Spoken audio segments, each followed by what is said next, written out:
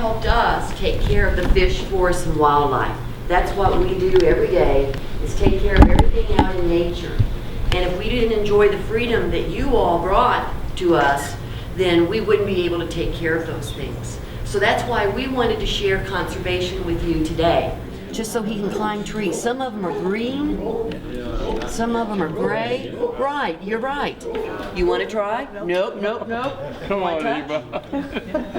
You want to touch? It's surprising. How's that feel? Just kind of bumpy. This is one of our sunflowers, our native sunflowers. It's called an oxeye, and there's buzzing with different bees. That's a Missouri primrose. Isn't that pretty?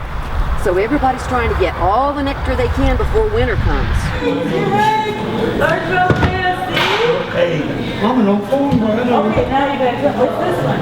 Man, I remember when the kid found them. Never have survived. I know. She never would have made it in the wild. Oh, no. I had one in my yard. Yeah. In fact, I had them in my basement. Oh, yeah.